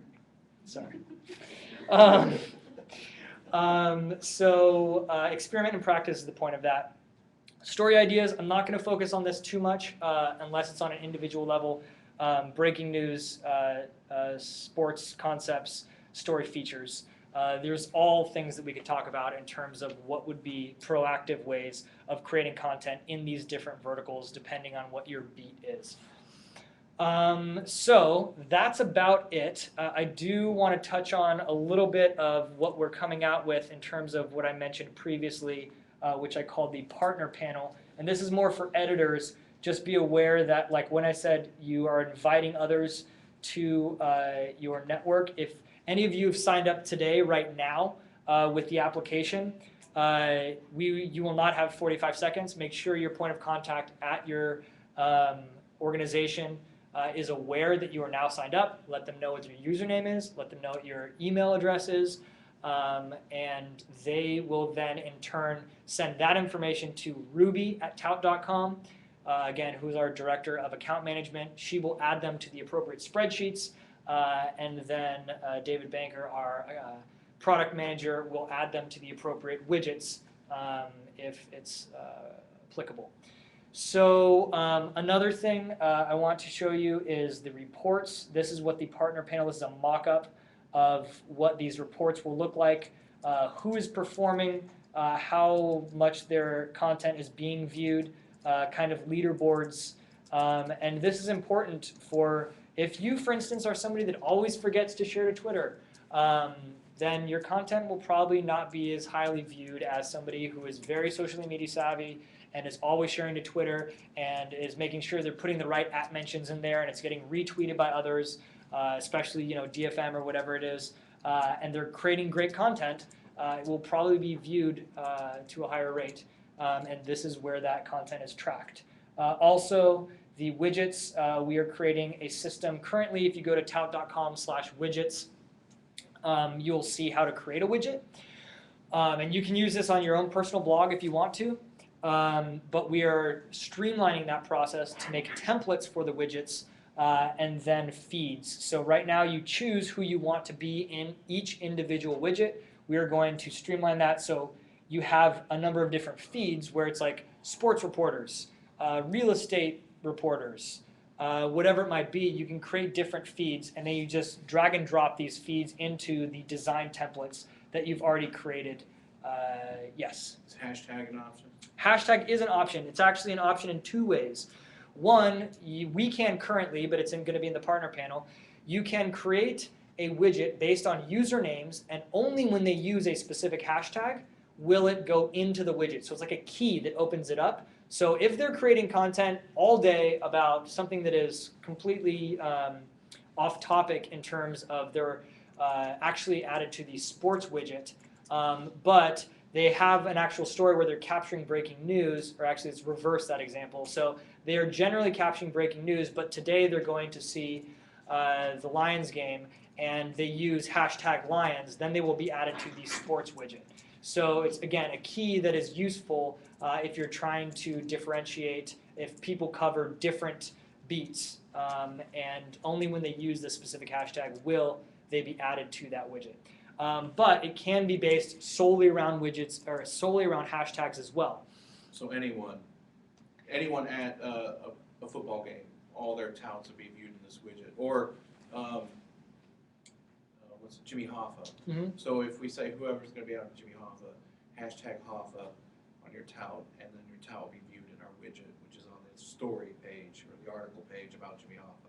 Correct. That can be done? Correct. Okay. Now there's, again, 2 ways that can be done. One is you can create a widget that is only based on a hashtag, but that means anybody in the general public can add that's to what it. I mean, like I'm thinking like particularly high school sports. Right.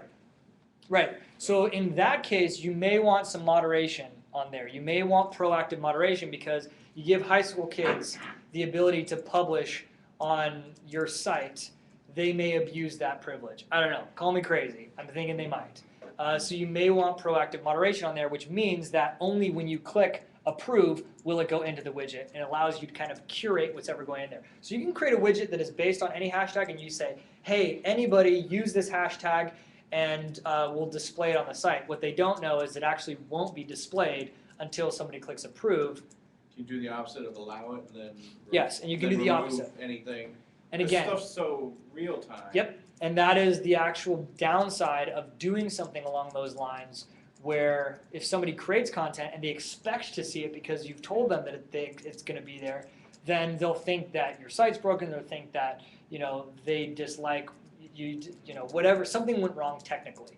When in fact it's you guys moderating. So if you do reactive moderation, which is everything goes in, you can follow that hashtag just like a person on Tout, and you can get notified every time that hashtag is used if you are the admin of this widget, and every time it gets used, you'll get a push notification or an email, and you can go check that. So you can do it kind of in real time.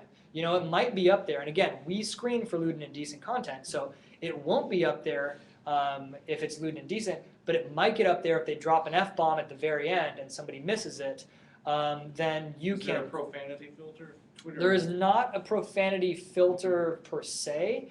I mean, there is in the fact that we do have moderators, but it's not like, and let me back up a little bit. We do have the ability to search for verbal cues, but if there's background noise, it's not foolproof, right? Because if there's background noise and somebody drops a profane word or kind of gets around saying a profane word and is being really offensive, there's not a foolproof system. So if you have something publishing to your site and you're worried about something like that, I would monitor every time somebody uses that specific hashtag. I would go look at that tout. Again, it takes a little more manpower, but it could be effective. But a goal of what we're trying to do is to get more people involved with Tout. Right. This isn't just us giving it to them. Well, it's more involved in your content, your community. I mean, Tout is powering all this, but most people won't even know what Tout is if they're, for instance, creating content from your website. Because you click reply to somebody's Tout from your site, it'll just pop up their webcam like I showed you that screen before, and they'll authenticate with Twitter or Facebook or whatever it is. I mean, that's the way this grows. Say you have a presidential debate. You say, come on and, you know, tout what you think about stuff as it's said. Absolutely. I think a lot of people might get into that. Absolutely. I'm not discounting the engagement side of it whatsoever. I mean, the WWE, like I said as an example, is basing most of their use cases on people being able to interact. One of the coolest examples I saw was a kid that was replied to a superstar, a wrestler, they call them superstars, and the superstar replied back to him, and the reason was the kid said he was being bullied at school. And the superstar replied back to him and said, you tell anybody at your school that Alex Ryder is your friend. If they don't believe you, you show them this. And so, like, that's powerful, right? Like, not only did that kid feel like $1 million that his, like, idol just replied to him, but he could actually show that. And he could prove that it was him and not just somebody that was tweeting as him, right? So I think the visual communication, the response, the conversation is invaluable. But you need to make sure that you're doing it in a way that works for not only your company, but also works for the subject matter that you're covering. And don't expect hundreds of replies to happen. You know, you got to get people, like I've been talking about, used to and comfortable about being on camera. But if they're passionate about something, if they're opinionated about something, and you've given them the tools to, and not only that, the reward to be involved, I think that's the key to think about, is the incentive behind why somebody would want to reply about the presidential debate, right? Are you going to then feature that on the homepage? Are you going to retweet that? Are you going to give them something for them giving you something? I think that, I mean, whenever I'm talking to those that are looking to get engagement, that's the first thing I think about is, well, how can that viewer get engagement back and feel good about contributing something? Maybe it's just sharing that tout with the local broadcast facilities here and be like, you know, cross-promote whatever you're doing with them and be like, it'll be shown on the local news tonight, you know? Well, that's another question. We do a kind of compilation, we do a news show that's a compilation of videos. So if I shoot a tout, I can save it to my camera roll and then email it to OffTop to use in the compilation. But if other people have touted, he wants to use that, does he have a way to download their tout? Yeah, so in the widget, you can see here, there is a download video icon. So under each tout, if they're in a widget, if they've replied to a widget, or if they've used a specific hashtag and it's in this widget, and again, be aware, you have to be concise and very clear about your instructions to people. If they don't use the hashtag, you're not going to be able to find it in the mix of all the touts out in the world. Make sure they use the hashtag, and more importantly, make sure they click the reply icon under the video that you've posted as your call to action. So those are two things that I would keep in mind, that unless it's in a widget, it's going to be difficult for them to download. However, we do have mechanisms. If, for instance, it's very important, you can contact Tout, and we can help you with that within 24 hours of time at least. Yeah. One of my colleagues who can't be here today has been touting, and there's been a big lag time between the time he loads it and it actually appears. Is that typical? It's like 6 hours. 6 hours is definitely not typical. It should be under a minute. It should be about 30 seconds. Keep in mind, it isn't immediate like a tweet, because with video, we have to process things, and like I said, there's a moderation team that reviews things. So with all that, it goes to space, goes to our servers, goes back to space, goes to across the world, gets moderated, then gets put up on our site. So under a minute is pretty good, I would think. Over a minute is not usual. 6 hours is definitely not usual. There are two things that come to mind there. One is, they may have the queue turned on or turned off, so it's actually holding things and it's not publishing. Not quite the case, what it sounds like. B, they may be in an area that has bad connectivity, so just the processing, for instance, is not changing, it's just going really slow. Again, not likely because they're such small files. Or finally, it could be a device-specific issue where There's a number of things that could be going wrong. They could have a bunch of apps running in the background. I don't know if you all know how to force quit an app, but you double tap on the home button of an iOS device and you can force quit apps that may be taking up processing power. Or it could be, like I said, the device itself. It could be an Android phone. That's generally my first question. Yeah, Is it's an Android. it an Android phone? Android phones, just so everybody knows, are really difficult to develop for any app developer because there are multiple operating systems and there are multiple hardware devices. And when I say multiple, I mean a lot, as opposed to an iOS device which has perhaps 4 different operating systems depending on your version and if you're upgrading to the newest operating systems. And I'm talking about iOS 6, iOS 5, iOS 4. There's 3 there basically. And then there's devices like 4S, 4, 5, and that's really easy to develop for. So the Android system we are improving every day, but it is difficult to keep up with not only all the different types of platforms, but all the different types of upgrades that happen with Android devices, and typically they are not great with video processing just in general. Only recently have they become really good at shooting and processing video. I'm specifically thinking of the Samsung 3 and 4, the HTC One. Those are top of the line. That didn't used to be historically the case with Android. They didn't really put a lot of investment into their cameras. And then, of course, we have Blackberries who don't really, until probably the past year or two, didn't put any investment into their cameras. And we don't develop for Blackberry. Yeah. I had a couple real quick questions. So to add a tout widget to your blog, a blogger, you just go to tout.com/widgets? Yes. So you can create your own widgets right now. If you go to tout.com/widgets, sign in with whatever your account you're creating, you've created, and then create a widget. You have all the tools there at your disposal. Another good URL to remember is tout.com/hashtags/touttips, plural.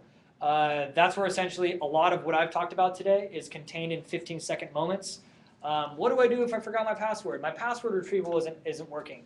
Well, do you have an email associated with your account? If you don't have an email associated with your account and you've signed up with Twitter, we don't have anything on file for you, so we can't send you a password retrieval request. It's essentially the same password as Twitter, but if you forgot on Twitter, you got to send yourself a password request on there, and it gets convoluted. So another reason to add an email address to your account. So that's a /#touttips? Correct. Hashtags, plural, touttips, plural. Hashtag, so the actual hashtag? No, the word hashtag spelled out. Hashtag. So tout.com/hashtags, plural, /touttips.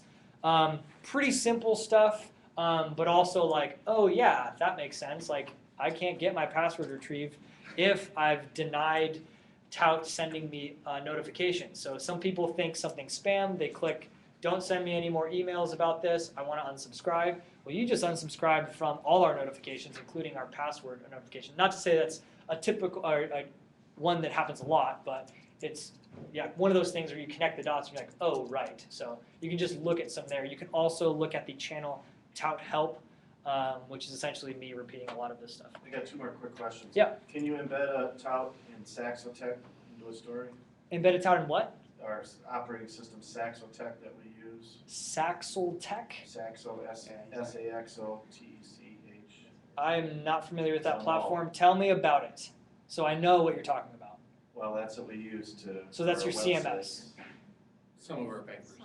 Some of your what? Some of our papers use that CMS. Okay, so Yeah, that's and your more of them are CMS. coming- And more of them are gonna be getting converted over to that. Okay, so from my understanding, you guys are converting your entire CMS platform, correct? Yeah. Okay, to one platform, and is this called Saxotech? Okay, I didn't know the name of it. I just knew that you guys are converting to a new CMS. I don't see why this wouldn't be compatible. There's simple embed codes that are simple HTML that is not complicated in any way, and the blogs are the same, or excuse me, the widgets are the same way.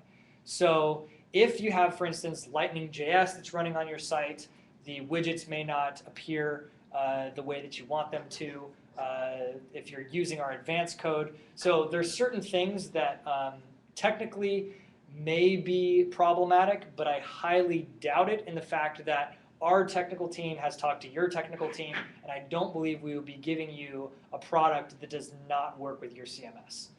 And if we do, I bet they're going to know before you have a problem embedding something on your site. Okay, and then the other thing, could you just talk real briefly, because text headlines, is that basically the same? And then where do you get where do you put the hashtag in then? So like I said, the title of your tout is the text of your tweet. So there is no other text field that you're going to be using other than that point on the submission process where it allows you to add text into your content. So I'm recording this and I've stopped recording. I said, yep, that's what I want. Here is where I put in any type of text. Anything you want associated with this will go in here. That's where you put the hashtags, that's where you put the at mentions. Think of it as Twitter. This is your Twitter post, right? It just so happens you have a video connected with your tweet. Okay, thanks. I have a bunch of questions from online. All right, a bunch of online questions. I'll sit here and stare lovingly into the camera. Is there a character count coming? I hate when tweets are cut off. There is a character count available right now. You can see in the submit page you have a 119 character countdown. I mentioned previously that we have to add the link to the tout into the tweet in order for it to be able to be visible on Twitter. And as you add characters, you can see the countdown from 119. If you go over that, we do allow 240 character count, but it will truncate on Twitter. I don't believe it'll truncate on Facebook and will not truncate on Tout either. But if you're sharing to Twitter, you only have 119 characters if you want the full title to be visible. Okay. Wait, actually, one other addendum to that. We don't have character counts on the desktop upload right now. So if you do want that, open another tab, go to Twitter, and spill some coffee. Sorry about that. Don't spill coffee on your computer. It's not going to help the process at all. I tried to test this theory right now. Caffeine does not affect computer processing. So you do not have a character count on the desktop. So I would paste your title into Twitter or write your title on Twitter to see how many characters you have and then paste that title into the text field on desktop. On mobile, it is available. And any other questions? All right, yes. Just push it down. Oh, thank you. I don't see any regular people on Tout. Is that something that is being addressed, or are you hoping that people will see the Touts on Facebook and Twitter and be intrigued? To be honest, until last month, I'd never heard of it. Okay. The question is, I don't see any regular people on Tout. I don't know who you define as regular people. I will address this in terms of consumer versus brand, and we are more focused on brands. As I said, we are not like Vine in the fact that we are not looking for cat videos. We are not looking for stop motion animation, although that type of creativity is awesome. We welcome it, certainly. But what we are creating here and have created is an information platform that is able to be monetized by specific brands, and organizations are able to create content easily, seamlessly, simply, and have our own kind of CMS organize that and be able to broadcast that onto their existing websites in particular. Certainly you can share to Twitter and Facebook, as I've been mentioning, but the widgets are the core principle of what we're doing, and having brands be able to monetize it. The general individual will not be interested in the widgets and ad tags and having the ability to insert ads within every third tout or something along those lines. If you haven't heard of it up until now, you can watch tout.com/sizzle, and you can see all those that are using it in the verticals of sports, news, and entertainment. Once again, I would encourage you to watch the video tout.com/sizzle in order to see others that are using it in very innovative and cool ways. ESPN, for instance, using it for Fantasy Football Now, a TV show where they ask users to give their questions that they then play coming outside of a commercial break, and then they answer the question that the viewer asked, who should I start, on my team for the upcoming game? They will talk about it, and that's what we're interested in, having the ability to connect brands to their users, do so in their current environments, and have them be able to repurpose that content in an efficient and easy manner. Okay, another one. Is there an app for Windows phones coming out in the future? Windows phones? Is there an app for Windows phones? I've heard of these things. Just kidding. I think Windows phones are really cool. Unfortunately, the market share for Windows phones is much lower than Android phones and iOS devices. So until we see a strong spike in the Windows platform, Windows phones in particular, we aren't developing for that now, nor for BlackBerry. Although we do have an API, so anybody can try to create a Windows application, which somebody in Australia actually did. We don't condone it, but I will unofficially tell you, I believe it's called like Touts or something like that. I don't remember what they called it, but we have developers out there that want to create their own system using our API, and you can do that if you'd like. You can go to developer.tout.com if you'd like to develop your own app. All right, can I share Touts to Facebook and Twitter after the fact, or does it have to be only when I initially create it? Great question. Can I share Touts? And I don't know if I'm just repeating everything that, I mean, I am repeating. They can hear you. They can hear you, though. I just want to make sure that, anyway, trying to be efficient. I will repeat the question anyway. Maybe somebody can cut this up and make it a little more efficient than I have. The question being, can I share a tout after I have created it to Facebook and Twitter? Answer, absolutely yes. If you go to tout.com and you click the share arrow under any tout, you will see all the different networks that appear that you can share to, as well as in the mobile application. If you click a tout and click the share arrow, you will see all the different platforms that you can share to from there. As I said, we're increasing those platforms to LinkedIn, Pinterest, Google+, this week, I think, or next with LinkedIn and a number of others.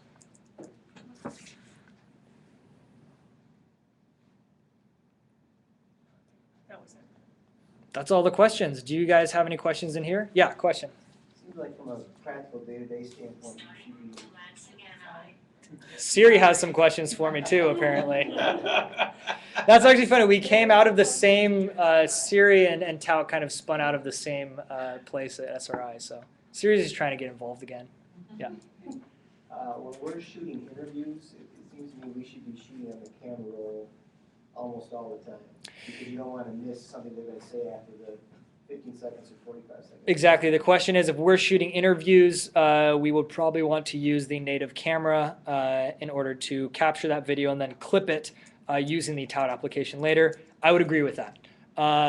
It will provide some solace for you, at least to know that, like, as this thing counts down. I've really seen a lot of Touts where, you know, somebody's getting right to the end. It's like, I know they're going to say it right now. Oh, but then like they feel like, oh, I put all that time and effort into it. I'm just going to upload it anyway and hopefully nobody notices or something. It's like, no, like you really want to start the creation process by using the camera first. But once you get the camera roll, let's say you get this much on it, right, and you decide you want to use this little piece, there's no way to add any voiceover on there or anything to give it context. We are focused on real-time content. There is no way to add a voiceover now. However, again, why I'm here is to get feedback from all of you, and I've heard this consistently from most of the DFM properties, that you would like the ability to add a voiceover after something you've captured. Now, you obviously can do this by using another piece of editing software, and you can put that file into that editing software, whether it's mobile editing software, or whether you're coming back to your desk and putting it into Final Cut or iTunes or some super simple editing capability. You know, you can create two files where you record on your mobile device, even with video, but just cover the camera or something if you feel that's necessary. The voiceover as you're watching your piece of content and, you know, fit it the right way, and then you can drop it into an editing software and you can line those two up and do it that way. But my point here is that if there is enough demand and if there is enough ability for us to keep simplicity the key and allow voiceovers after a piece of audio or video has been shot, we'll look into it. We're not doing that. It's not on the roadmap right now, but trust that we are collecting all this information and it seems like a nice to have right now. That's not really what we're focused on, but we are listening to those requests. So if you guys have any other requests, you think like in the way that I create content, I really need this to be effective. We'll catalog it and we'll talk about it. We talk every week, every other week. We have full team company meetings about feedback that is being sent in from a variety of locations, from regular consumers, even though there's not regular people on Tout, I know, to professionals, to our partners, and everybody in between. So we have a number of different touch points for you to give us feedback on Twitter, @ToutHelp, on Tout, @ToutHelp, at help@tout.com. There's a big feedback tab on the website you can click. We have a number of different ways for you to contact us. You also have our personal information in terms of emails. You can email our CEO. He probably won't like me saying that, but we all want to get that feedback, and we all are listening. So that's a really important point that I'd like to make. I have a question with replies. So let's say I'm at a festival and I'm shooting something and I tout it, and some other people, our audience, they're there, our consumers, and they shoot some companion piece, like a band that's playing or some other segment. Can they do it as a reply, and will it stick with ours? So we could have a bunch of, what I mean, so all be grouped together. If anybody replies to any tout, it will create what we call a conversation. So it will actually create a conversation page as well. So if you click on reply, and you reply, whether it's on desktop or whether it's on mobile, it will connect all of those different moments together. And on our widget too. So if they're doing that on your widget, it'll display. We don't want to clutter widgets like that. Well, first of all, you could create a specific widget like that, where you have one anchor tout that always lives at the top, which is the first initial tout, and then using, for instance, a hashtag, you could have all those touts come in that are our replies. But in a regular widget, it'll have a little reply icon under the video, and it'll also have a count next to it. So if it's 4 replies to that one tout, there'll be a number 4. You click on that number 4, and it'll slide over with all the replies in kind of what looks like a different widget, but it's pretty much the same widget. So related to that, like for instance, one of our reporters was going to the Superman movie, Man of Steel, and he said he was going there. So then I hit a reply and said I want to hear your review afterward, and he never responded. So it made me think, he's just a jerk. He's just a jerk. I thought maybe he's not notified. Do you notify someone that they have a reply, or does he have to figure it out? He has to want replies from you. Okay. And if he doesn't want replies, or this is what I should say. You can't turn off replies. I started answering it the wrong way. You can determine what your notification settings are. So you can either get notification settings through push notifications on your mobile device. You can get them as they happen. So you reply to him, he gets a notification that says so-and-so replied to you. Or he can just get them via email. And all this is in your settings. So on the desktop, if you roll over your username and you're signed in, you'll see a little icon that says settings, and then you can go to your notifications. You also have the ability to control this through your mobile device as well. So you can either get email notifications as they happen, daily in kind of a digest form, weekly again in a digest form, or never. So maybe he doesn't have it set up, and then he wouldn't know unless he went back to his video and saw the reply. 2 reasons he might not get that. 1, he doesn't have an email associated with his account like we instruct everybody to do. So he will not get an email because there's no email associated with it, just his Twitter handle.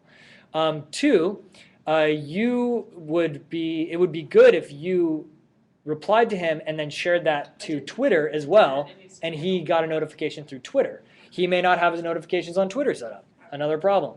Or he's just really busy, and he's a jerk. Well, he's not a jerk. Watching right now. He's one of our watchers. Hi, just kidding. Reply to her though. I mean, come on. It's the whole point. The monetization, will that include? I want to know how it was too. So can you send me that once he reviews it? 15-second reviews, 30-second reviews. That's all I need. The monetization, will it include pre-rolls? The monetization will include pre-rolls only if the widget is configured to do so. We recommend that after every 3rd tout, it serves a tout ad, or not a tout ad. It actually pings your ad server, and when you construct the widget, you add a specific ad tag from DFP or something along those lines, and this is what I was talking about with the sales group in terms of coming up with how to monetize all this stuff. You guys don't have to worry too much about that because the widgets are going to be created on the other side of the table. You guys are going to be going out and creating dynamic, amazing, interesting content. And because of that, a lot of people are going to be clicking into the widget. The current number we have is 4.8 to 4.1 people will watch that many touts. So they'll watch 4 touts before they bail on the widget, basically. And it also depends on the length of time of that tout, too. So, if there's 15-second touts that are only be created, it may be 5 touts, 5.6 touts, whatever it is. But we do recommend that after every 3rd tout or so, you serve up an ad. The reason being that if you do a pre-roll in front of a widget and it's a 15-second ad, now it may change if it's a 5-second spot, but those aren't standard. If it is a 15-second ad, then you're going to watch, the viewer then watches a 15-second moment, kind of a letdown, right? So on YouTube, if you ever have to watch like a 30-second ad for a minute-long video, the ratio there isn't great for a user. So you kind of have to balance that, and you have to look at the data coming back as to how much people are watching your content in order to gauge when it's applicable to add inventory that you've already sold. And we're coming up with some creative ways to do native advertising, to do sponsored widgets that doesn't always include serving up ads, but we'll get to that later. I mean, we won't get to that. It's a system that's being worked on right now with the sales team. So I wouldn't worry too much about when ads are coming in, unless you're getting feedback from readers that are like, these ads are terrible, we hate this, then make people aware, because you definitely want to work for your viewer as well as your rent, right? Yeah? Is there a reason I might be getting 2 ads for every tout notification in my email? 2 ads? 2 emails. 2 emails. So you're getting, we're switching gears now. You are getting 2 emails for every notification. So if somebody likes your content, you are getting 2 emails. Or a new follower, particularly on new followers. New followers. So I shared this link with the team back at Tout, and I hope they can hear me, and I hope one of them is listening, because that should not be happening. The user is describing, sorry, what's your name? Paul. Paul is describing the problem of having multiple emails sent to his address on one action. So for instance, if somebody follows him, he will get 2 emails. Now what could be happening is that person may be clicking follow, not seeing a state change, clicking follow again, and you may be getting 2 emails when they actually did follow you the first time and they don't recognize it, or their phone doesn't readjust. That could be a problem. Either way, it's a problem, right? Because you shouldn't be getting double notifications, or I was wondering if maybe I made an error when I signed up. Maybe you're just really popular. Ghost account somewhere that wasn't. No.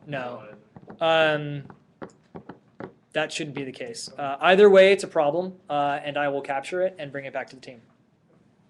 Well, actually, before I move on, what device do you have? Well, that shouldn't really matter. It's what device do they have, perhaps. Your device shouldn't matter. I don't know if I need to ask those questions. Sorry. Knee-jerk reaction, trying to get as many details as possible. Yeah? If I want to get a real-time tout embed in a story online, would it behoove us to write a couple graphs while in the office firsthand, headed out to this thing, so you have something already established and then you embed the tout together? How Sure. The question was, if I want to get a real-time tout, an individual embed onto an article page, would it be best to write kind of the framework for what is going to be happening, and then once the tout is created, add that embed to the single article page? I don't see why not. Or is there a better way to do that? I mean, from what I understand from your CMS or Alt-Tech, what was it, SaaS-Tech? Saxophone? Yeah, that's exactly. Saxophone. From what I understand about Saxophone is it's a smooth CMS. You have to create... Very jazzy. It's jazzy, nice.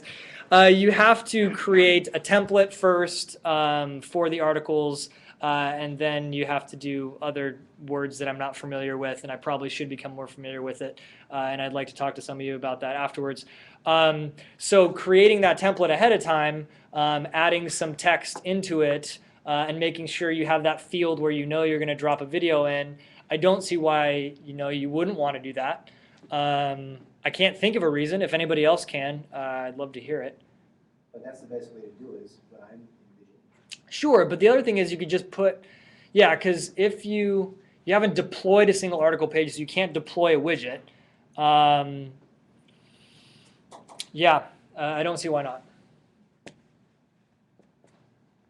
Question. How do you delete an account? I accidentally made a Facebook and a Twitter. Great question. How do you delete an account? You email help@tout.com, tell them the account that you would like to keep and the account that you would like to delete. Now, here's something that I would like to point out. There is only one other thing that we can do that you can't when it comes to deleting an account. If you sign into your account and go into your settings and change the email that's associated with your account, and for instance, if you signed up with Facebook, it'll associate an email because Facebook identities are associated with emails, and that's how it works. If you change that email address, you will essentially be changing the ID that's associated with that account to a certain degree. Now, what you can do, the only thing that we can do that you can't is unlink an account with your social authentication. So, for instance, if you've connected an account with Twitter and Facebook separately, we can unlink Facebook or we can unlink Twitter from that account. But you can change all the metadata in the field of your settings. So you can try first to see if you can change the email address, for instance, and then go sign into, generally what I do is I open two browsers. One that I'm signed into my correct account, the other I'm signed into the incorrect account, and I will change the information in the metadata field for the incorrect account and then see if I can connect to the correct account. If you can't do that, then email help@tout.com or tweet to @touthelp and tell them the account that you want to keep and the account that you want to destroy, specifically the username associated with both. If you connect with Twitter, it'll take your username on Twitter, like I said, but if you connect with Facebook or an email address, it'll use the first portion of your email address before the @mention. So that will be your username. So make sure you email the username or else we're not going to be able to find you as easily. I see a lot on there that say deleted and then the name, like they put it before the name. Yes, so exactly. That's changing the username, and that's what I mean in terms of metadata.